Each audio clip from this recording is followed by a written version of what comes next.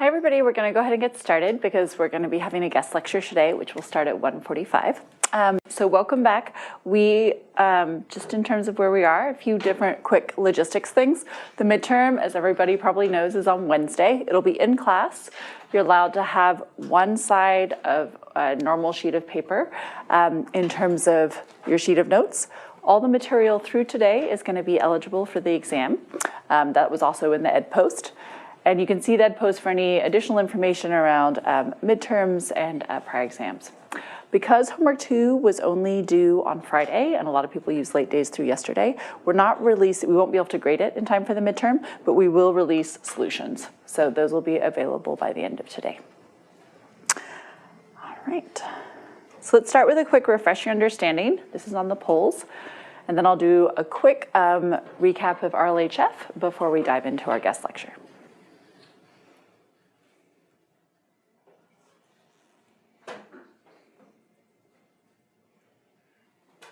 And this will be a good reminder of some of the ideas that will be relevant to today's lecture as well.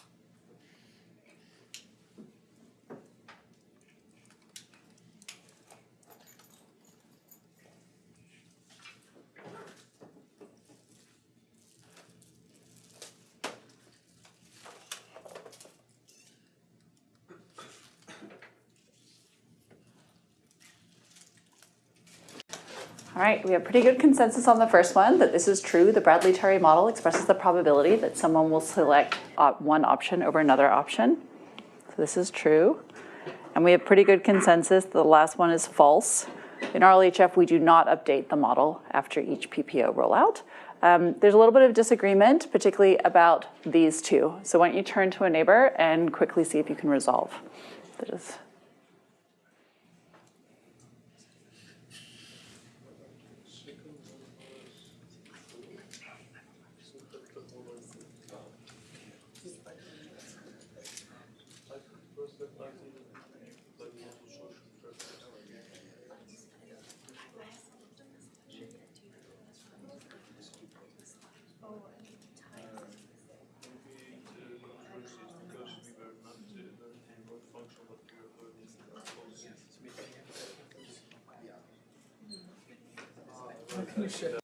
And as a hint, it's useful to think about whether things can change based on whether or not it's positive or negative.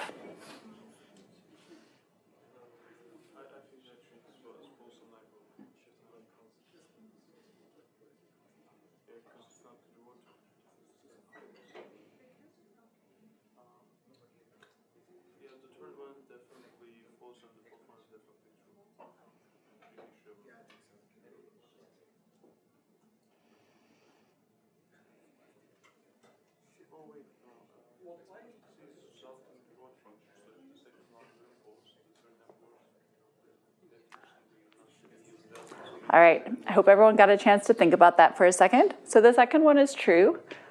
The third one is also true. Somebody want to say why the fourth one is false? It's false. The fourth one is false.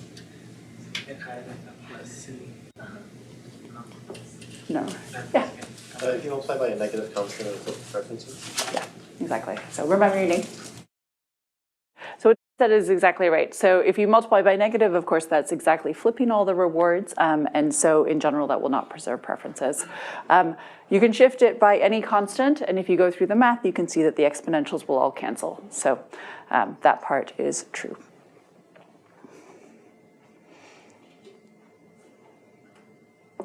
Okay, great. So what we talked about last time was maximum entropy inverse reinforcement learning, and we started talking about RLHF, including how you could use the Bradley-Terry model for Markov decision processes. I'm going to do a really quick discussion of RLHF with respect to large language models before we get into our guest lecture today, and then on Wednesday is the midterm. So as we talked about last week, while you could do imitation learning where you get sort of full trajectories and you want to imitate those, that is less information than you might be able to get if you got pairwise preferences. And we talked about how pairwise preferences might be an interesting intermediary point between humans having to label, like they do in Dagger, at every step of what someone should do or provide really dense rewards versus just providing demonstrations. And so this has motivated a long line of work, including preference learning recently. We saw how you could learn the parameters of a Bradley-Terry model. As we saw just now, these are not unique in general. You can do translations of the rewards and you will preserve the resulting preferences. You can maximize this with cross entropy, and last time we saw how you could do this for trajectories as well as for bandit-like problems where you only have a finite set of actions. In homework 3, you're going to be implementing both DPO and RLHF for Markov decision processes. So you get a chance to play with this where you're using rollouts from Mujoku-like problems. Okay.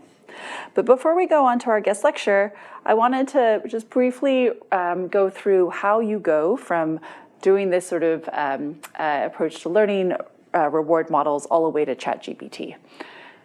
And so for this, I'm going to draw upon some of Tatsu Hashimoto's really nice lecture notes from an NLP class.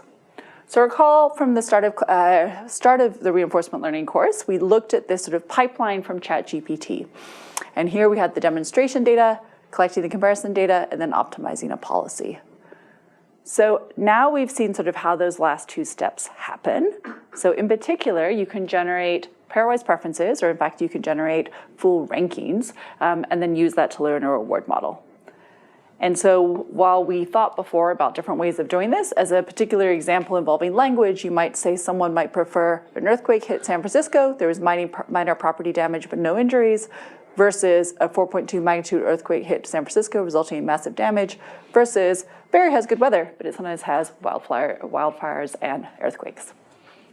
So you can see in this case that these are places where someone might be able to provide different rankings in response to prompts. So now you can think of the context as being a prompt and the output as being all the actions or all the different responses you can have, and people are going to rank them.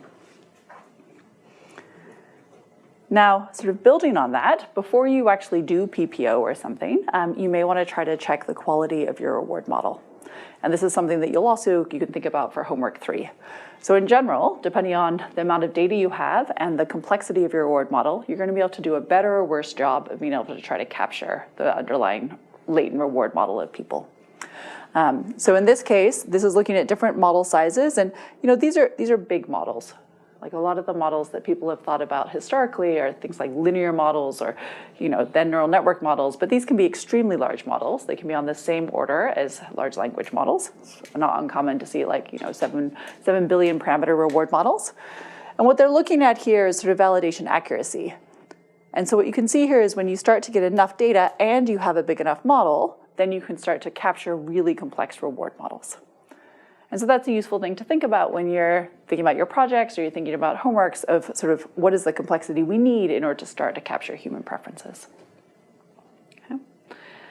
And then once you have that, now we have everything we need to do that pipeline. So if you have you've gotten a lot of preferences. Now, again, the question is how many of those preferences do you need? It might be a lot. So if you look back here, this is quite a lot of preference data. Now, it's not the same amount of data that we would generally need to be using to train an LLM, but it's not like 1 or 2 either. And in fact, there's a lot of ongoing interesting work in trying to think about how do we reduce the amount of online preference data that we need in order to train these. Okay. And by online, I just mean additional data compared to the historical. So in reinforcement learning from human feedback, what we can do is once we've had that learned reward model, now you can use that with PPO. And one of the important things to note here is that just like how we saw for PPO before, in general, we're going to need some sort of reference decision policy that maybe we've used from like behavior cloning or supervised fine tuning. And we want to regularize so we don't get too far from that when we're doing PPO.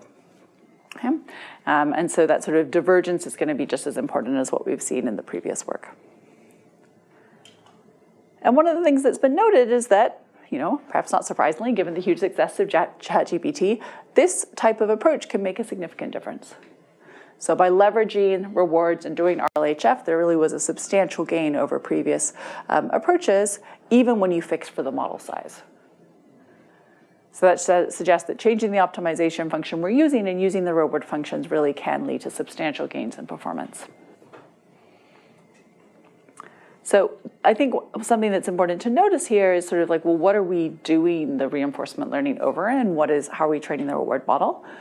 In comparison to what we've talked about mostly in this class, this is really where you're trying to do something almost like meta reinforcement learning or multitask reinforcement learning. So instead of training an agent to do one task, like do a backflip or solve a grid world, we're really trying to train a large language model here to do any possible task a user might want.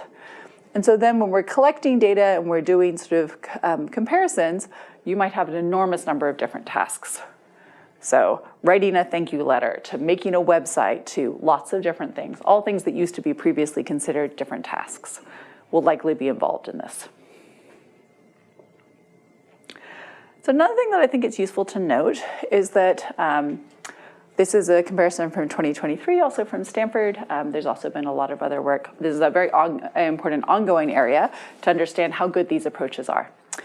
And one thing that's useful to know is that best of n is an alternative where you could, for example, use your reward model, just generate n samples from your original model, and then just use your reward model to pick the best one according to your reward model. So that doesn't use any reinforcement learning, doesn't use PPO. It's just using your reward model as sort of an external expert to try to pick among all of your generations. And what you can see here is that also does pretty well relative to PPO. Now, in general, it doesn't do quite as well, but I think it's really useful to think about some of these alternative baselines, particularly depending on whether or not you have access to actually training the model again, versus you might have access to being able to train a reward model, and you might have access to an off-the-shelf LLM, and you might be able to combine these. It's a very active, ongoing area to figure out what's the best way to train and refine these sorts of models. Okay. All right. So that was, a 5-minute overview of how people use RLHF to train ChatGPT. And now I'm really excited to have our guest lecture on direct preference optimization. Yay! Beautiful. All right. Okay. Well, I'm super delighted to have Rafael, Archit, and Eric here today to talk about direct preference optimization. I really appreciate you guys coming. I know you guys have done this rodeo before at NeurIPS in terms of balancing between 3 people. So for those of you that don't know, direct preference optimization got outstanding best paper runner-up at NeurIPS this year, which is the premier machine learning conference. It's also had a huge impact already on the really broadly on the LLM community as an alternative to RLHF. So I think it's extremely exciting. You guys will get to do, to my knowledge, the first homework that's incorporating RLHF and DPO, which will be really great. And what they're going to talk about today is this, and they also just had a new paper drop on our archive just a few days ago talking about some extensions. And so I think it was timely to mention that. Thanks so much. Yay! Well, yeah, thanks so much, Emma, for having us. It's funny when you talk about sort of the impact of the paper, you sort of want to say RL, but I guess it's like LLM community, or like what even is the community anymore? It's hard to draw the boundaries between things, but I think it's so cool to see how the boundaries are kind of breaking down between these areas. So yeah, as Emma said, we're going to talk a bit about RLHF and DPO, and we have a little bit of background that I'll do to set things up for these guys to bring things home, and some of this is probably going to be review from things Emma has already covered, but just to kind of make sure we're all on the same page. We are in fact talking about this setting of reinforcement learning from human feedback, and as a small piece of sort of background or setup here, why are we talking about RLHF? Why are we doing RL on language models? Why are we talking about it now?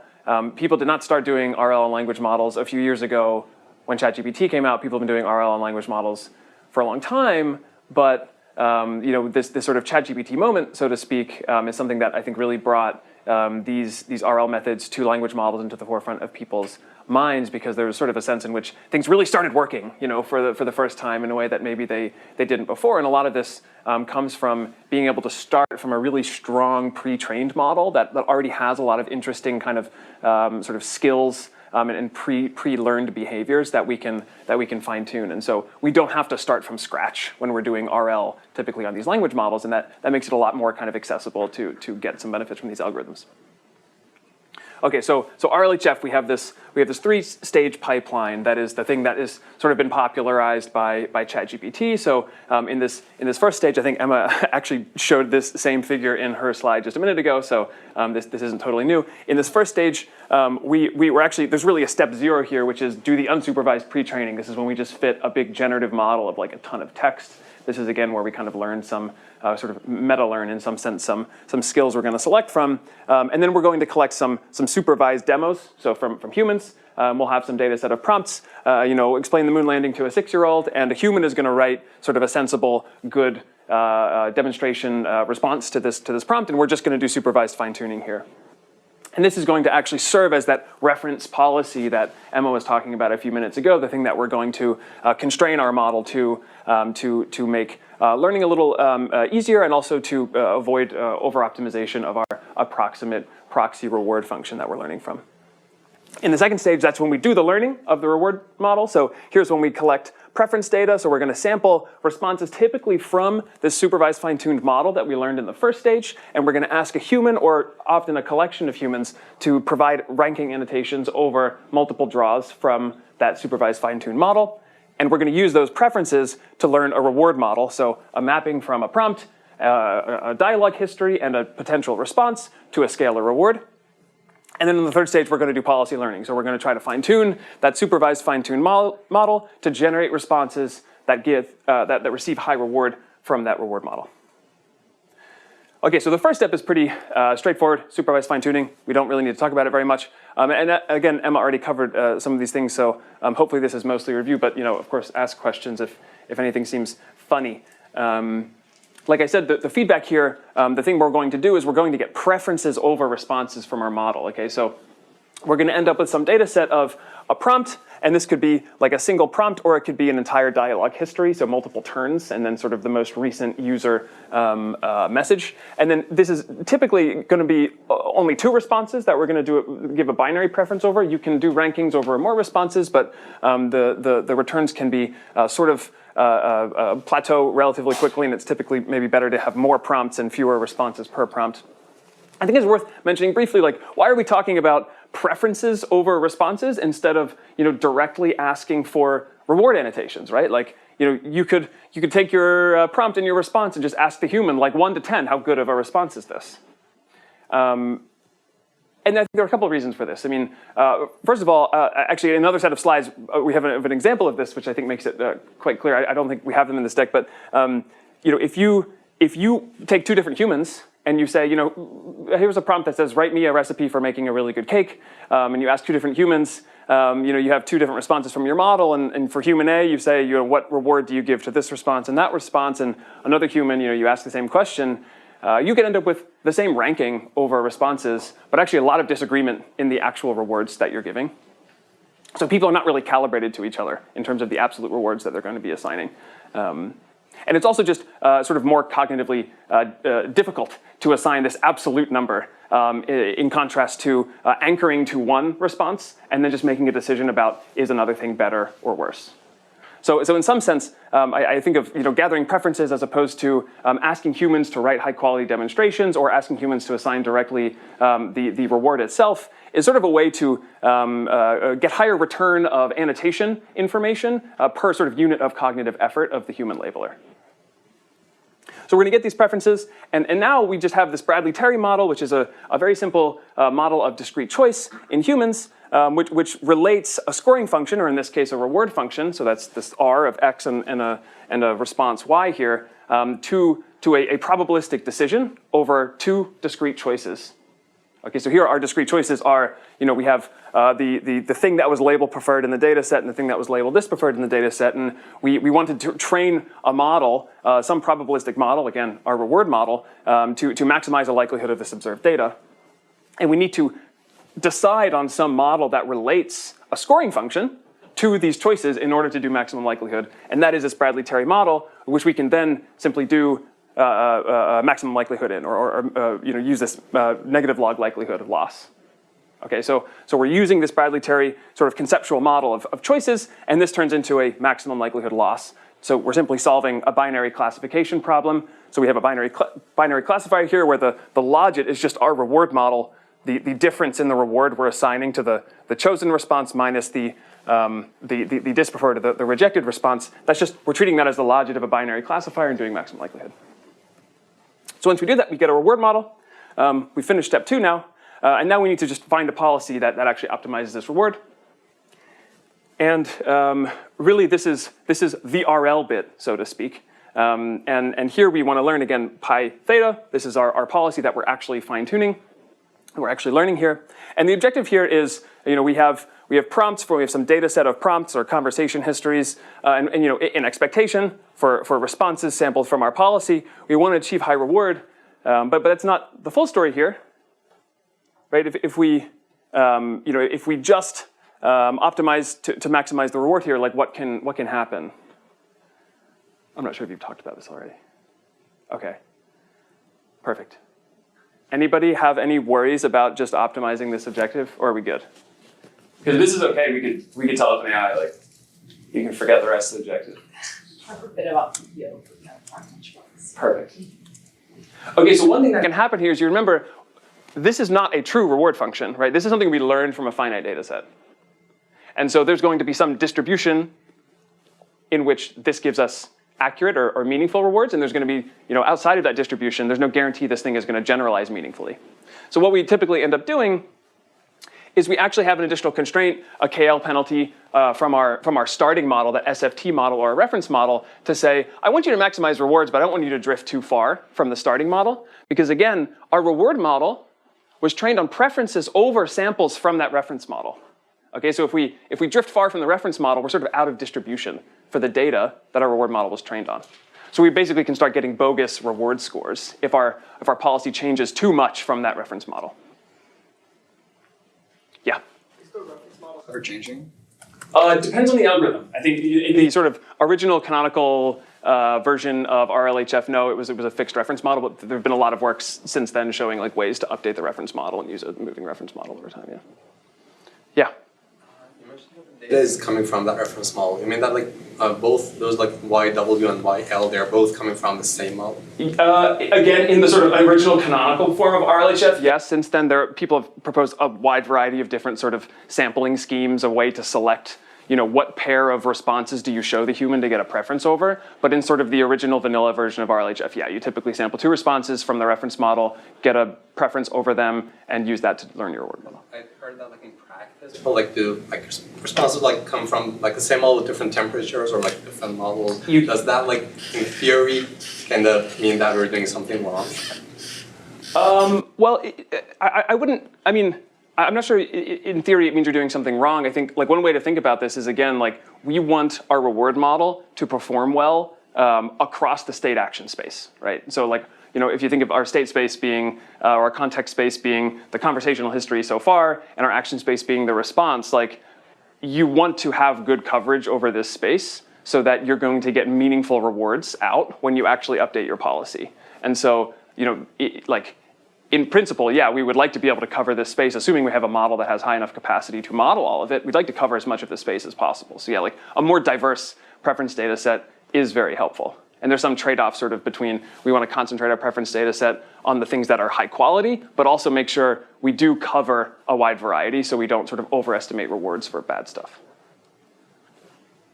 Okay, one more, and then I'll hand it off to these guys. So for this learning, we know that even if you have a limited data set, but if you have a large enough network, then if you train it to near zero error on the limited trained data set, it can generalize well onto test data set as well. Why is that not like applicable here as well for the reward model? Well, it is applicable in the sense that like the same sort of phenomena, like double descent and things like this, like are still applicable in this case. So I mean, you will get better performance typically from using a larger reward model. But there are limits to this. I mean, there's only a certain amount of information content in a finite data set of preferences, and so the extent to which you can push that model to generalize to new things. I mean, my preference data set only has questions about like what types of pets someone likes.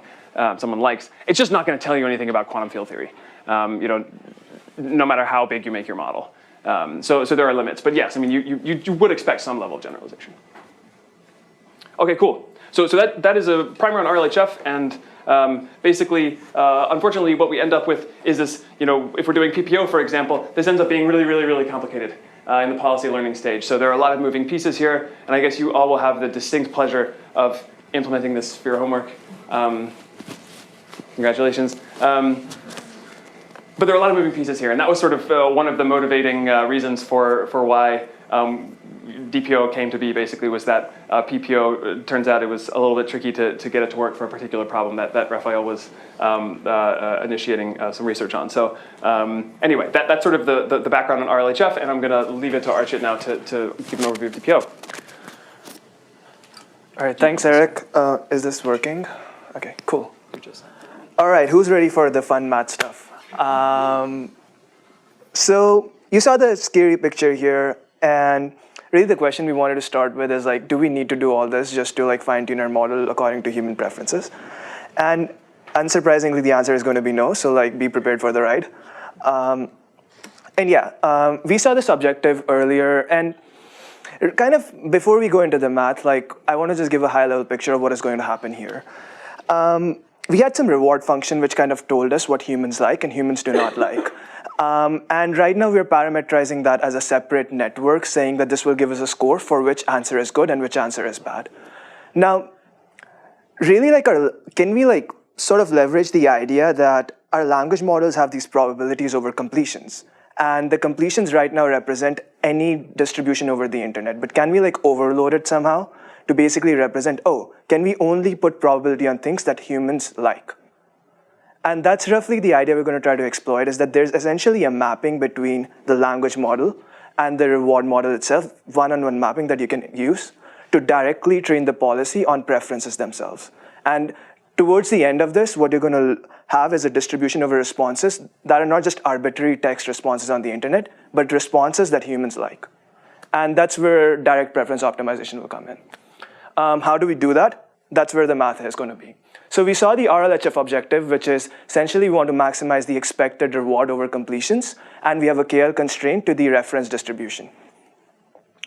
This can, for now, we'll just assume it's any reward function. The math is going to hold for any reward function, but in general, it's the learned reward function. Now, I don't know if this was covered in the class or not, but like it turns out that this equation or this problem has a closed form solution. Okay. Great, I'm not going to derive it. Maybe I'll leave it as an exercise for people to like. But it's a fun derivation, and it's not too hard, so hopefully you should like find the time to do it. But really, like if you've ever heard of like Boltzmann distribution or something of this form, this is really just it. And this is not what we are contributing. This is a known result for a while. And it's very intuitive. Like it might look scary for a second, but it's really what it's saying is that we had the reference distribution that we started with, and we had some reward function. And really what we're doing is we're upweighting the responses by the exponentiated reward. So things which have a higher reward will have a higher probability according to the exponentiated reward. Now, if you just look at this, this is very simple, but this won't be a probability distribution, and the thing on the left-hand side is a probability distribution. So we normalize it by this partition function, which is the z of x. Think of it as just like summing over every completion for a given question x. Now you can imagine that that's a very, very intractable quantity. Like if I start computing every sentence and try to measure the probability and then multiply it by an exponential reward, that's just basically not tractable. So this equation by itself is not very useful. And yeah, I went over this. This is exactly the definition of the partition function. We're summing over every response y. The pi ref is a distribution we started with, and the exponentiated reward. And beta is the temperature term trading off the reward and the KL constraint. So this is intractable. we'll hold on to the partition function for a second and we'll see what happens to it. But really, this result is a relationship between pi star and the reward r. But now you can do a little bit of algebra and shuffle it around and rewrite the reward in terms of the optimal policy itself. So what does this equation say? We're writing the reward in terms of the beta log ratio, where the ratio is between the optimal policy pi star and the reference distribution we started with. And then there's this pesky partition function that just continues to stay on there. I'm going to try to develop some intuition here, this is important, is that what it is saying is that if an optimal policy puts more probability distribution on a response than a reference distribution, the reward is higher. Does that come through? And if a probability is lower, then the reward is lower. And this is intuitively correct, right? This is how a reward function should also be. If a response is preferred, then it should have a higher probability and a higher reward. So this is, you can see we are starting to develop a relationship between a reward function and the probability distribution itself. Cool. So, but the main problem here is that this is by itself not very tractable because the partition function, as we said, is just completely intractable. So maybe let's go back to what we were doing in the RLHF process. The high-level idea is that we have a loss function and reward functions, and we're going to use this transformation. And once we plug it all together, we're going to get a loss function on the policies themselves. And if we go back to our loss function for the reward bit, if you remember, the logit is the difference between the rewards of the preferred response and the dispreferred response. This is what Eric covered just a little bit back. Now, if you look at this difference is not going to depend on the input itself or the partition function itself, if we look at it explicitly. So this is exactly what is going to happen here, is we're going to take the equation that we took earlier, express the reward in terms of the policy we're going to learn, and we're going to plug it into the reward modeling loss. And once you compute this difference, this partition function is going to cancel out because it only depends on the input x. And it does not depend on the output we're computing it over. And when we do this, we get our final beautiful loss function, which we call the DPO loss function. And really it's just a reward modeling loss. And let's take a second to see what it is doing. What we're trying to do is we have a preferred response YW and a dispreferred response YL for a given question X. And we're trying to maximize this difference. That's how we would minimize this loss. And maximizing this difference means that our log probability on the preferred response should be higher than the probability that the reference distribution puts on it. And the log probability of the dispreferred response should be lower than the probability that the reference distribution puts on it. Does this make intuitive sense, why this would sort of change the probabilities in the right way?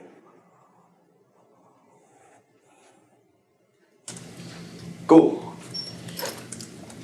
And yeah, the log partition function basically just cancels out. Did you want to? And you can think of this as being a benefit to the fact that you can shift the rewards by a constant. So often that's considered not a good thing, but here they're leveraging it because you can just cancel out the partition. Yeah. All right. I'll hand it to Rafael, and he can go over the results. All right. Can you guys hear me? So this is sort of the first sort of control experiment we run on this project. And basically, we took this IMDb reviews data set, which is sort of movie reviews. And we wanted to train the model to generate positive movie reviews. So we used the pre-trained sentiment classifier as a goal reward function. In this case, we have access to the underlying reward score. And then we generated a bunch of data from the base model, which was pre-trained with SFT, ranked it based on the sentiment classifier, and created synthetic preferences. And then basically we just took a bunch of baselines across that data. And we fundamentally were interested in comparing to what degree is DPO an actual good optimizer of the core objective. Essentially, there's this reward KO trade-off underlying all of this. And we basically wanted to see how good of a Pareto curve can we extract from that. We kind of see essentially DPO sort of the optimal trade-off here in this simple reward problem. Oh, I see. Yeah. Well, Pareto curve is a general concept in economics and sort of decision analysis and things like that, where we have trade-offs between several things. For example, in this case, reward versus KL. And we're interested in the optimal trade-off that we can get. And we say, for example, one method Pareto dominates another method if essentially we can get more without giving up on something else. So in this case, for the same KL, we can get more reward using DPO than another method. And we actually played quite a bit with the baselines here. I mean, I probably spent like a couple of months trying to push these PPO numbers, and essentially it works. Like PPO kind of works, and you get some results there, but it can't quite catch up with the DPO objective. And why I kind of want to include this curve here in this talk is essentially I think even now basically almost all of the ROHF paper that you read are actually doing evaluation potentially wrong, because you go read these papers and you kind of get the win rates, or you get the comparisons, etc. But none of them really like plot these curves. For none of them, you really don't know where along this like trade-off you are, and that number in of itself doesn't really tell you much because it's a question of optimization, and you don't know how well that optimization worked or didn't work just by extracting one position on this curve. So I think that's kind of an important point that the community is still not quite making as much, but I think when any of these new things come up, I think this is sort of the fundamental question that should be asked. Do you think it was because the reward model isn't specified, or do you think it's like which part do you think it's? Where is RLHF really in this case? Do you think it's the reward model isn't that good, or the PPO optimization isn't that good? So basically, if you look at the purple thing, that's kind of like the out-of-the-box PPO. TRL, and if you look at some of these our implementation things that do a lot better, so the core difference there, and it's surprising to me, people have written like numerous papers about the same thing now, and to me it was sort of a footnote. How we got this to work better was just sampled more answers per prompt, and essentially that was a question of variance, right? And in the ROHF setting, the variance problem is even higher because of the constant shift. So we actually did some analysis around this when we were writing the paper. About like 60% of the reward scores are like noise, essentially. So signal to noise in like regular PPO is about 40%. And when you mix in that like in the whole process, like the variance like completely explodes. So it's like very kind of like sparse signal to learn from there. Yeah, sorry. How do we, I'm just sorry, this is just a bigger picture question, but like I'm having a hard time knowing how do we read the graph? Like is it better to have higher reward, or like what is this graph actually telling us about each metric?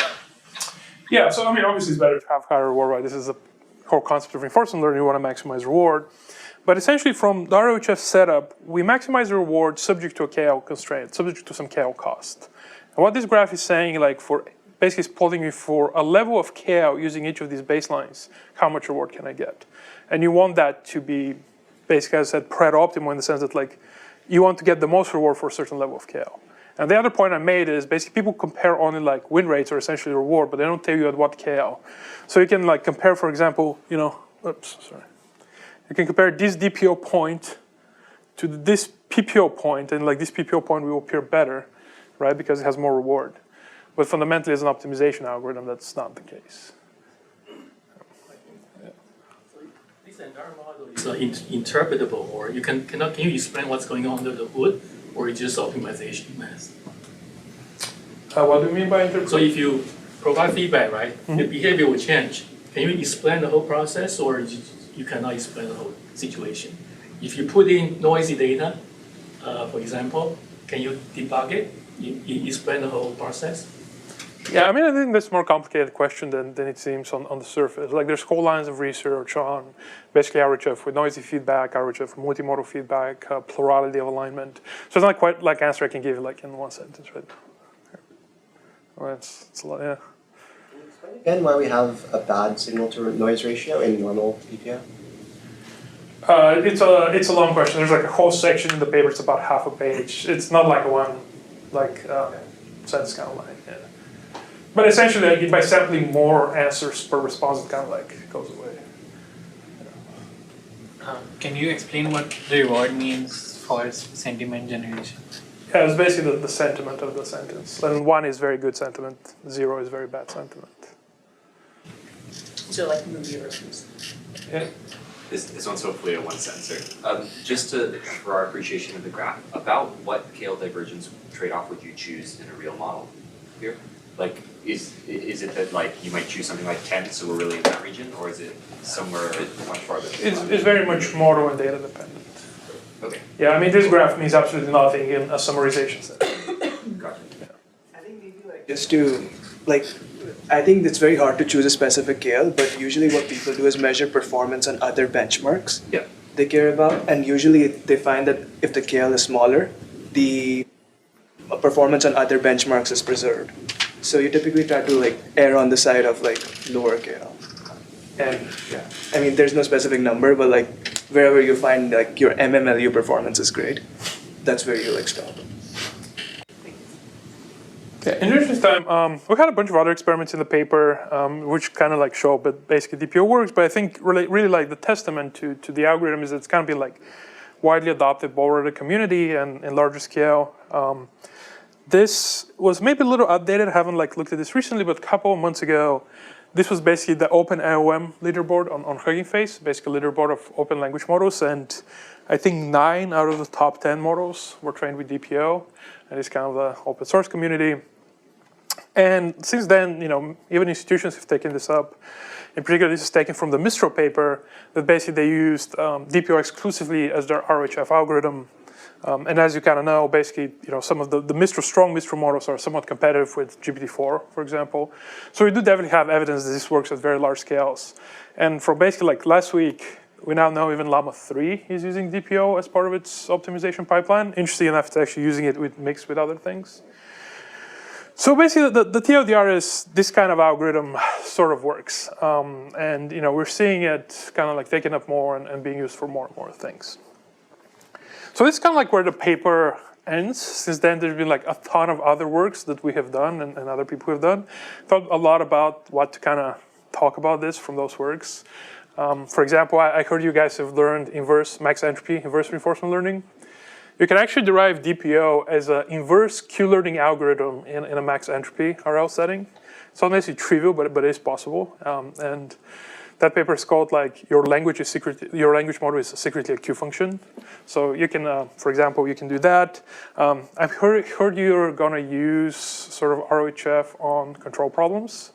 I don't know, I haven't talked with the TAs, but actually, DPO does not work for control under the classical formulation, and you need formulation of preferences under regret rather than the reward functions. So hoping they've taken that into account. That's like a whole separate other work. But I guess what I decided to kind of like focus on is this sort of DPO versus PPO debate, which is going to be like raging a lot in the community, in industry, very much on Twitter. And kind of like want to give you my perspective for this because, and I don't want to sound like egocentric, but I think pretty much the entire debate is wrong. I think there's like, so let's skip that for now. But basically, there's two things. DPO fits this implicit reward function, which Archit showed. You can think about this as fitting a particular reward model. And there are two questions there. The first question is this implicit reward function as good as an explicitly parameterized reward function? A second question is like, for this implicit reward model the DPO fits, you can analytically extract the optimal policy. So basically what I can do is, you know, I can get the DPO policy, or I can take the DPO implicit reward function, put it into PPO and run that optimization loop. Under perfect optimization, absolutely perfect optimization, I'll get back the DPO policy directly, if my PPO is perfect. But that is rarely the case with any sort of machine learning optimization, so I'll get something that's like suboptimal. And does that like suboptimality induce some sort of regularization effect that makes my model like stronger? So these are kind of the two big questions, I think, in this debate.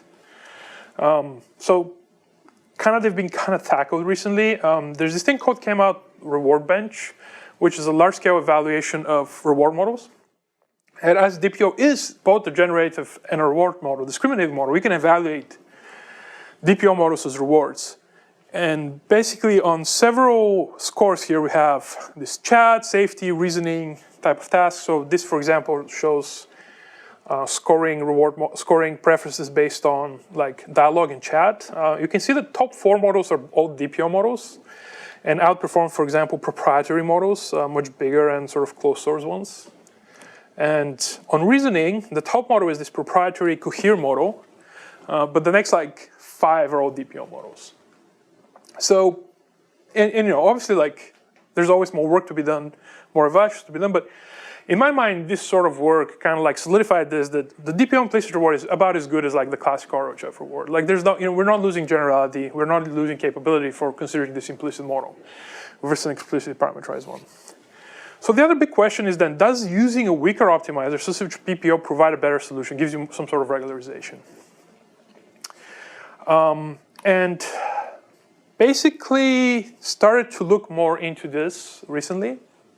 Some of the first feedback we got on DPO was like someone tried to train like a very large scale DPO model. And what they said was like, oh, it does well, and then sort of like it becomes more and more verbose, and then like starts speaking more and more, and at some point like reaches a point where it just won't stop, it just kind of like goes off the rails. Becomes like, just can't stop talking. And we kind of looked at this on 2 data sets, one on summarization, one on dialogue. And what you can see here is like the distribution of lengths of answers.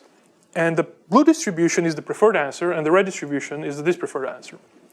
So you can see there's like a very slight bias towards longer responses. Like people have biases, they prefer more like verbose answers, they prefer more like verbose, more like longer summaries, etc., etc.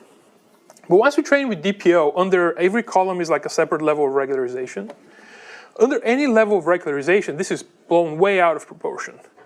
It's not only DPO is allocating probability mass within the distribution, it's pushing basically like this green histogram is the DPO length. It's pushing things way out of distribution. And you see like now we have answers which are significantly outside of the distribution that's covered in our data set. So what is happening there? And there's this concept of reward hacking. I don't know if you've covered like reward hacking, but there's a very famous paper from OpenAI called Scaling Laws for Reward Model Optimization. And what they did there is essentially this sentiment experiment, but a larger scale. They got some real human preferences. They trained a reward model, like a very good, very strong reward model. And then they used that reward model to annotate some synthetic data, synthetic preferences. And then they repeated the whole ROHF process on top of the synthetic preferences. And this is what they discovered. So basically what this graph is the same graph I showed earlier for sentiment, except that the x-axis is a KL constraint, and the y-axis is rewards. And these things, the dashed things you see are the learned reward functions in PPO, basically like the expected reward from your model training. And the solid lines are the actual gold reward models. So what you're seeing from a reinforcement learning perspective, it looks like the models are doing really well. It's maximizing reward quite a bit. But actually, its quality is either stagnating or going down. And this kind of this concept of reward hacking has become quite prominent since then, both for practical purposes, but for example, the AI safety community is very worried about this, the whole like paper clipping thing, if you've heard about it. In the way that basically like the model can find a way to exploit these reward functions such that it thinks it's doing something good while it's actually doing something very bad. And basically, these things are well understood. This paper has something like 200 citations. A ton of work has been done on like mitigating these things. And the thinking there is like, I have in classical RHF, I'm learning a reward function. I have a proxy reward. And I'm continuously querying that reward with new data, which might make it out of the distribution, which might kick it off course, et cetera, et cetera. So, it's not surprising that this happens. I think, by and large, the community has not realized yet that this happens in direct alignment as well, because A, there's no proxy reward function, you're directly optimizing the model on the data. And B, there's no new data, there's no like synthetic data being sampled, it's all within the data set. But what we have discovered, and essentially this is a new result that we are currently still developing, is that actually reward hacking seems to be quite prominent in DPO, and actually all of the DPO variants, things like IPO and Slick as well do this, if you've heard of those. And it actually might even be more prominent than in PPO, because PPO is a weaker optimizer, so you have to like push really hard to like really hit those tail of the reward function. But DPO gives you the exactly optimal analytical function. So in a sense, it's sort of almost hacks in an absolute way.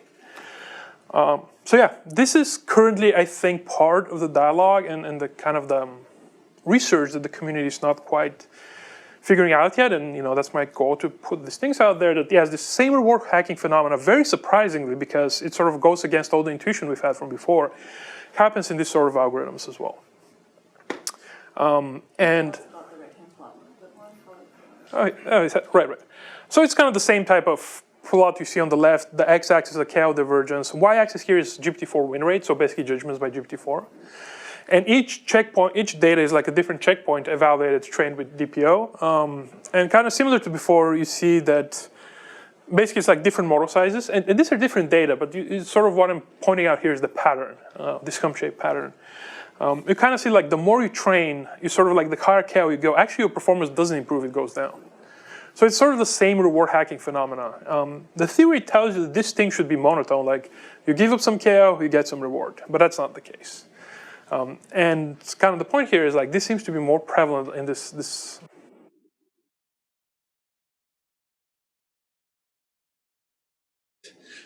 technically the DPO reward function is just as good as any other reward function. But if you're like optimizing it too much, we might be in this like reward hacking phenomena. And this is where potentially like a PPO optimization could be more stable or could be more beneficial because it's a weaker optimizer, essentially a form of. So yeah, I think this is sort of like where we are with this type of algorithms right now. And I think there's kind of like exciting work to be done again. In conclusion, kind of like, yeah, I mean, we saw all of these things. But I think it's kind of like interesting what the next steps are. I think it's like a ton of work has gone into making RHF robust. As we've basically now we're showing that like these alignment algorithms are very prone to reward hacking as well. So I think a lot of work will need to be done to make direct alignment algorithms robust as well. There's a lot more interest, as Professor Brunskill mentioned, on now online fine-tuning algorithms. How do we like elicit preferences? How do we actually like fine-tune these things efficiently? There's been an explosion of RHF across modalities, not just language models. We've done vision language models, we've done diffusion models, in particular Stable Diffusion 3, for example, is also trained with DPO. We've done text-to-image, there's text-to-video work being done, potential like speech and music are our next frontier to be tackled. In a couple weeks, we'll be releasing a paper on protein synthesis with feedback, and actively working on things like robot safety for things like large-scale robotics foundation models. We're trying to do multi-turn interactions, which classical RHF cannot do, and things like agents, to use, and all those things are all kind of like basically things that are in the pipeline and we're looking into. So I think there's kind of like a lot of exciting things that are happening in this field. And it's still like, it's been out for a while, but I think only now we're just starting to get deeper into it and sort of like understand a lot of the finer points of these alignment algorithms. And sorry if we run a little bit over time. But yeah. You guys can run over, that's great. We got some time for questions, so I'd love to see if you have.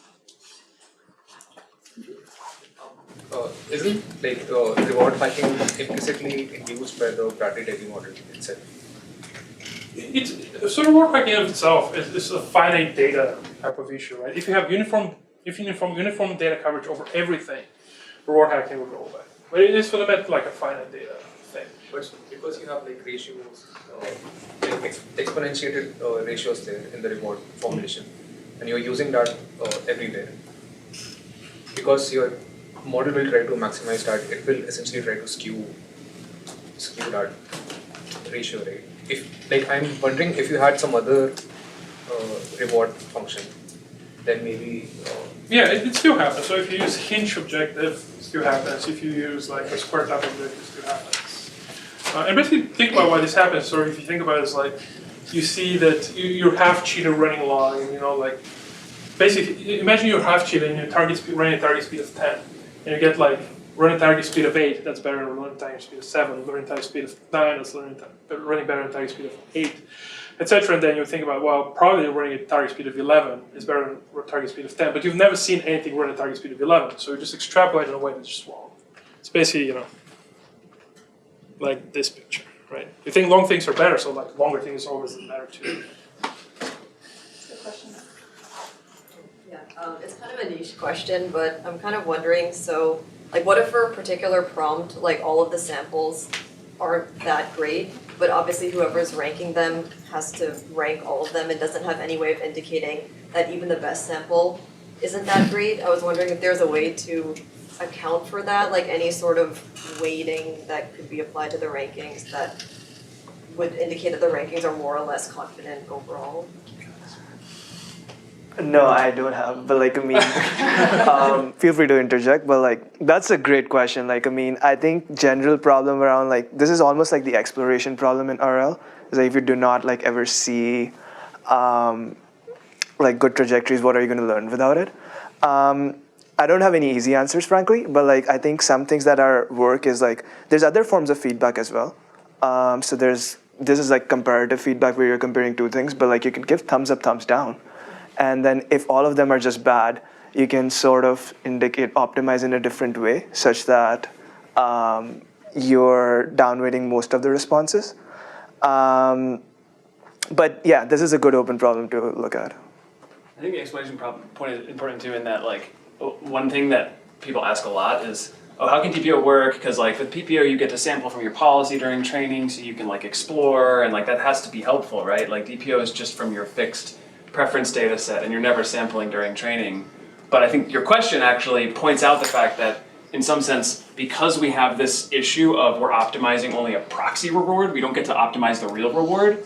The important exploration is actually the exploration we do when we gather the data that we're getting preferences over that we're going to learn our reward function from. Because if we do good exploration at policy training time, but we sample some great trajectory that our reward model doesn't correctly label as good, it doesn't help us. So yeah, in that sense, it's basically an exploration problem, and it's very important. That's why I think like these sort of multi-turn, sort of like this iterative process could be really powerful. Let's go to the middle. Yeah, do you think like a similar idea could be applied for, say, multi-step kind of reward, like in which you get a reward after multiple steps and you have a preference at the final step, but like the reward function was like explicitly comparing like two like preferences between exactly two things. Can you repeat that? So I just didn't quite catch the question. I was saying that if you have a multi-step kind of reasoning process and a reward which comes at the end of that, would this idea kind of apply? Yeah, it does work. As I said, sort of like you can think of this as a Q learning problem, actually. That is, however, not trivial to show. But it does work. Like if you have a problem where basically you have a sparse reward at the end, like the model does end up doing some sort of credit assignment on the intermediate tokens. If you think of this as like a per token MDP, you will end up with something that does something interesting for those intermediate steps. It's not doing like explicit bootstrapping, obviously, but like you do end up with some sort of credit assignment. And there are like, I think there are like several results now showing that if you have like sequence level, rewards, you can end up sort of doing something interesting, even though you don't have these intermediate rewards. Do you have a question next?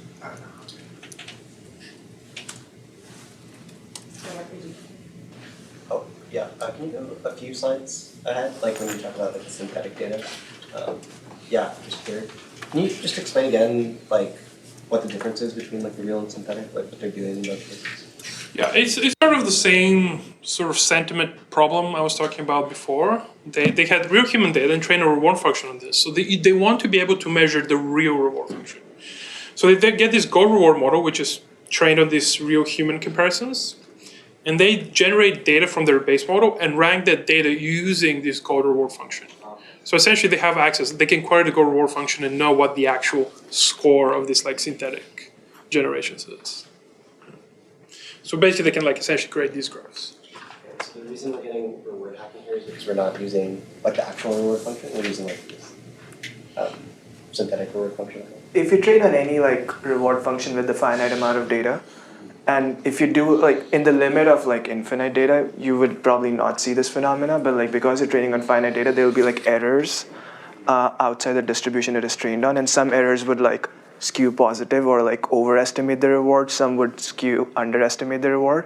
But because you're optimizing against that, you'll end up giving responses where the errors are skewing positive. So that's why you start seeing phenomena where like your learned reward is increasing, but your true reward is actually decreasing. You guys think back to Dagger, where like they saw this sort of like propagating errors with supervised learning. And here's also another interesting tidbit of information. All these checkpoints, even the very high KL ones, they have like quite low success rates, actually have very low losses and very high accuracies as reward functions. So basically, the quality of the reward function is not necessarily connected to the performance of the downstream policy, which is, quite surprising result, I would say. Do you have any question? So back to the a pairwise comparison. Okay. So if your objects that you are comparing cannot perfectly do this kind of pairwise comparison, so for example, like say the game, rock, paper, scissors, right? Say rock is bigger, like preferred against this, but it's not like a perfect partially ordered set. Then what can we do? You mean like if the reward function is not transitive? It's a great question. Yeah, so there's an interesting outcropping of work that is basically trying to get away from the reward maximization framework and think of this as a game, where instead of saying I want to generate responses that are the highest reward responses, we should think of this at the policy optimization level, and I should search for a policy where the average win rate, if I take the expectation of the win rate of sampling an action from the policy that I'm optimizing, and then I have some comparison or adversary policy, I'm going to sample an action from that adversary policy, what is the expected win rate of the action sampled from my policy compared to the action sampled from that adversary? And so now we have to pick an adversary policy class, which kind of makes sense in your rock, paper, scissors example, right? Because there's not an optimal action to take here. It depends on what the policy of your adversary is here to know what's good and what's bad. So in this case, it exactly does address this issue of if you have only a partial ordering, you can't necessarily compare all pairs of responses. We can still use that kind of data. We don't have to be bottlenecked by fitting a reward function first. So there are methods a Nash policy. Direct Nash optimization or Nash learning from human feedback are this other kind of newer, I guess, family of algorithms that are really interesting. Well, interesting enough, rock, paper, scissors doesn't actually have a deterministic Nash fixed point. It has a stochastic one, but the stochastic one is just equal probability over everything. That's related to some deeper results. They actually say that examples like this of plurality of preferences are actually unsatisfiable. So you cannot actually theoretically train, and in practice, train a model that will satisfy that set of preferences.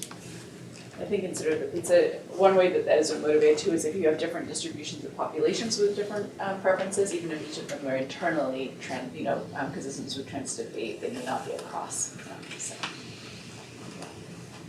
Yeah.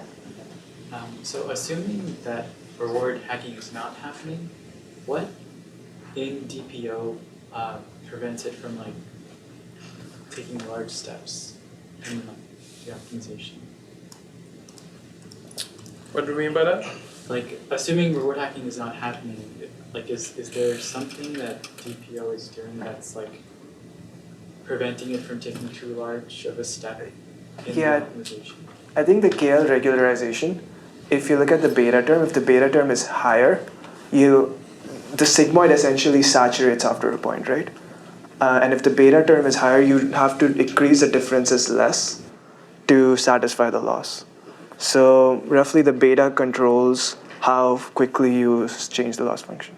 But there are other parameters as well, like learning rates and so on, which also affect this. So yeah.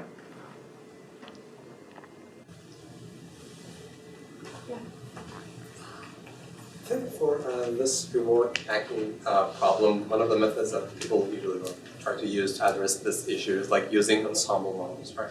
Is that something that could be done with direct methods like DPO, an ensemble of DPOs, or I don't know, something like that? You could. The problem with that is that you have to keep all the models around.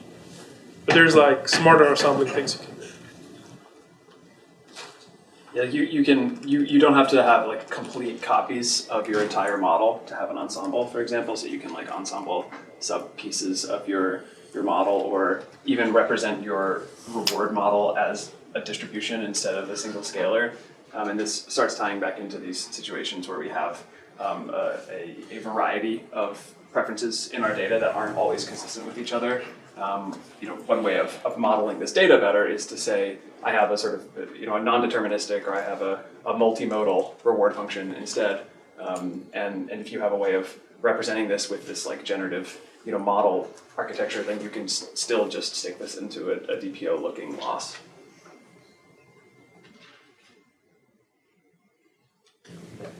Yeah. your answer already kind of answered my question, but I just wanted to ask in general, what were the promising directions for addressing reward hacking in DPO?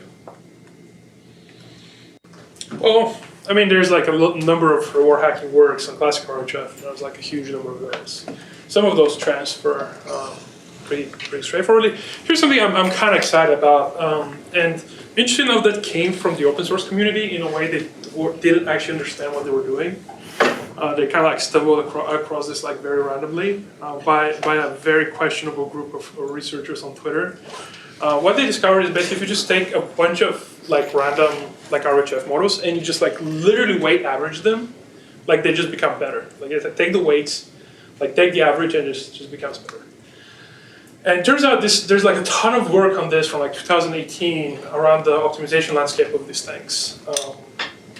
And you know, they very randomly stumbled across it in LLM, seems to work in LLMs. But there's a paper called WARM, Weight Averaging Reward Models, which kind of like makes that point for reward models. So if you train an ensemble of reward models, you don't keep the ensemble, but you average them, like weight average the ensemble, that significantly improves your robustness as a reward function. And the same seems to be actually happening with DPO, is if you train an ensemble of DPO models, or you take already pre-trained DPO models, and you weight average them, that seems to actually significantly improve the robustness as well. And Twitter randomly stumbled across this without really understanding it, but it seemed to work for them. And it turns out there's like a really sort of deep reasons behind this. So that's one thing I'm kind of excited about. And actually, like after we get this paper out, we have right now something on the order of like 400 checkpoints or something. The next thing we're probably going to do is try to see how much robustness we can squeeze out from some sort of like, and people do smart things now like evolutionary merge and things like that. Like how much robustness we can squeeze from some sort of like averaging or merging strategy. Maybe one thing that's sort of interesting also is that like we're starting with this KL penalized reward maximization objective, which is like that was the original policy learning objective, is maximize rewards subject to this KL penalty. And like the intuition is that, yeah, we want to keep the KL small so we don't like over-optimize our reward function. But like this is kind of a crude way of encoding this like desideratum basically. And what we like something that might be closer to what we really want is to say, well, like the places where my reward model has high uncertainty, those are the places where I want to be conservative. But if I have something that's sort of like out of distribution, but like my reward model is like really confident, or they're like I have low uncertainty over what the reward should be, or basically like the lower percentiles of reward are still quite high, then it's okay to change my model a lot in these places. And so I think like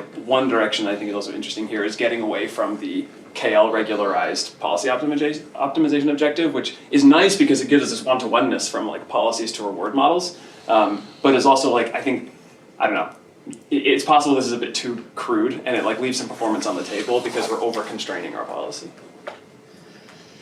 Another quick question, another quick point, like as I said, you can think about all these LLMs as Q functions essentially under some framework. The other thing that's kind of interesting in pursuing is like, initially DQNs were like really hard to get working, right? And there's like, after a couple of years they would work great because a lot of tricks were used to make them stable, to make them perform, and make them not bootstrap, and make them not overfit, etc. I think a lot of these things could potentially transfer from that to the LLMs, and particularly the weight averaging thing is very much, I think, also inspired by results in DQNs, where you have like a target function sort of like, I don't know if you guys did the DQN homework already. We have like a target Q function, which is like actually weight average, so some sort of Polyak averaging. So it's kind of like staggered, and that like seems, for example, to improve stability a lot. I think a similar result holds for LOM Qs, so to speak, but again, so sort of in the pipeline of experiments to do. Yeah. I'm not sure if this was already touched upon, but are there any risks with like overfitting, and is there like certain domains, like medical domains, where there's like very, very small data sets, is there scope for this kind of work on those? I mean, this is essentially an overfitting problem, right? You have like limited data coverage extrapolating in the wrong way. It's a little bit more trickier though. Like, is that like, I mean, people have actually found that in DPO and other settings, like this overfitting is somewhat beneficial. So like, you can do multiple epochs and small data sets. And for some of our experiments, you can get very tiny preference data sets as well, and it still sort of works. But like people do multiple epochs and they're very clearly overfitting, but the performance still keeps on improving. But again, a lot depends upon how you evaluate these models, and you're probably losing somewhere else. So it really depends upon how you're going to use this. One thing to keep in mind is that we've been talking a lot about reward over-optimization or reward hacking, which is this discrepancy between the proxy reward that we're actually optimizing against, the thing we learned from feedback, and the true reward that we don't actually get to observe.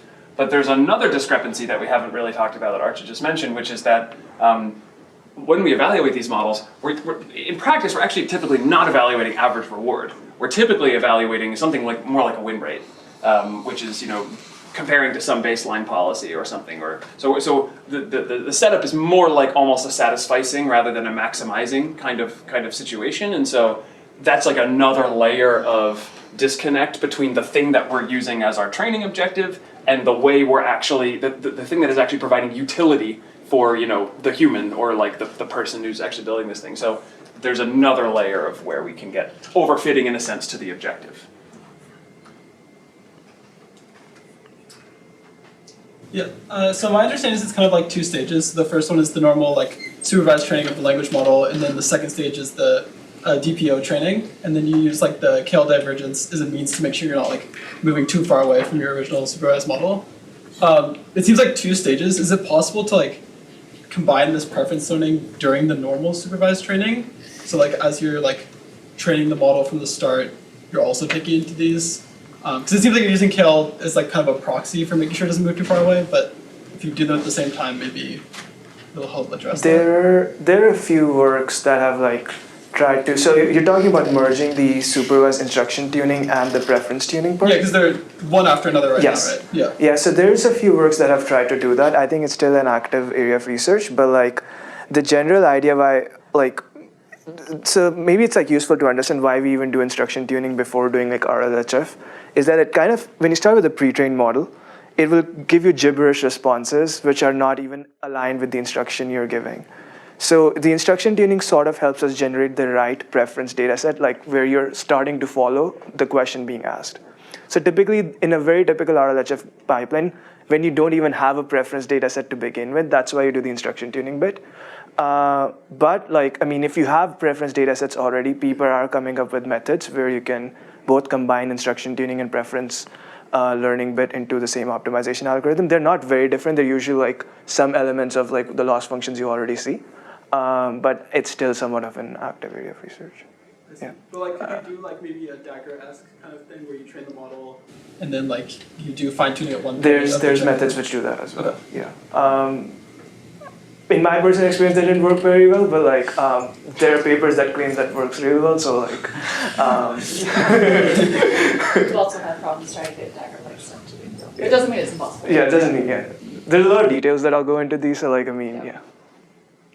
Yeah, and I also personally, I'm somewhat suspicious of these things because the optimization landscape is so, basically as you're saying from this over-optimization things, the optimization landscape is so complicated and can fall in like so many different pitfalls that I think trying to combine this and navigate that in a sort of like a single shot optimization direction is pretty hard. Probably not impossible, but pretty hard. And to me, it's not really clear what the benefits from that are. But again, I also think it kind of goes back to the exploration question, which is, I think, sort of how Archit framed it there is, like, in the, like, on the first day, like, OpenAI said, let there be an SFT model. And, like, there was no preference data, he said, yet. And so in order to actually get the preferences, you needed a source of exploration to get the trajectories to get preferences over. So you had to do one and then the other. And so I think that's, like, the original way to think about that. But now if we're trying to do this like in a single offline stage, well, now we're sort of stuck. Like we're just stuck with whatever data we have in terms of the exploration, and just like there's just only going to be so much you can do when you have purely offline data. And so either doing this iteratively but like being able to sample and then get new preferences over those samples like is useful to do.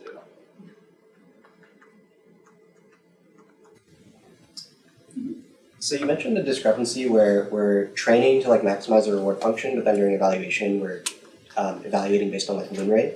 So could we just like use a different objective function to like optimize directly for win rate? Is that a possibility? Yeah, I mean these Nash algorithms basically are doing that. So instead of deriving this as like we have some reward function and we're maximizing reward, it's like literally I have some either baseline policy and I want to, if I can only evaluate the preference function, not the reward function, so a function that takes two responses and says which one's better, one objective I could come up with is the expectation under my policy of that preference function computed on one response from my policy and one response from this baseline policy, or one response from like an adversarial, best, like worst case, best, adversary policy. And so now you're basically explicitly optimizing for either like average case or worst case win rate against some reference or comparison policy. So how does that compare to DPO?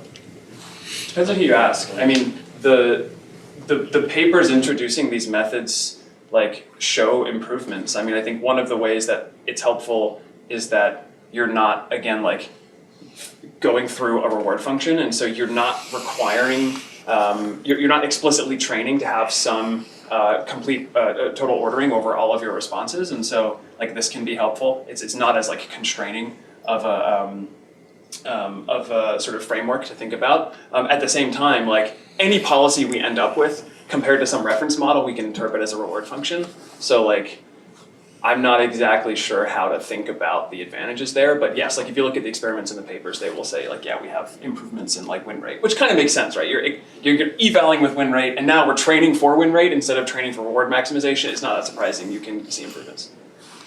There's also another point that if you do consider Bradley-Terry model to be true, that this is your preference model, that this is the data generation model, maximizing reward and maximizing probability of win rate are actually like identical.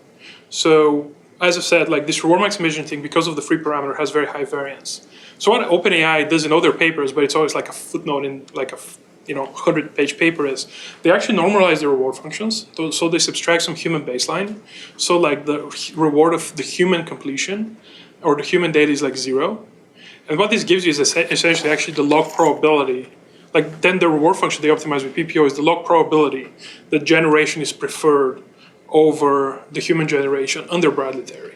So that these things are very tightly coupled. And the normalization part, from our perspective, actually doesn't change the optimal policy. It just, in things I've kind of seen and kind of experimented with, it actually significantly reduces the variance, which is kind of like the intuition there, but actually there's a very direct way to tie that with essentially maximizing probability of winning, essentially. It's like a baseline. Yeah, it's exactly a baseline, essentially. And this baseline actually works. The variance actually significantly goes down.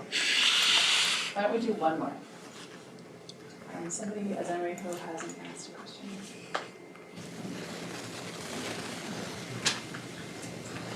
So does DPO applicable to multi-objective parallel chain? There's a paper called MoDPO, which stands for multi-objective DPO. And yeah, you can basically yes, you can do DPO in this setting where you basically condition on a scalarization of your multiple objectives, like a particular weighting. So you don't have to learn any reward function, or you have to learn n-1 rewards on the way? No, I think it's, well, you guys correct me if I'm wrong, I think you're still learning basically a weighting condition policy where you can pick the mixture, you have all of your different objectives, and you can pick what weighting over these objectives you want to use, which policy do you actually want to end up with? How do you trade these off? And you don't have to retrain for every single different scalarization. There are others that do this with uncertainty over the reward model as well. Let's thank our speakers again. Thank you very much for having us. Thank you. Yeah, thanks so much for coming. All right, good luck with the midterm, everybody. See you Wednesday.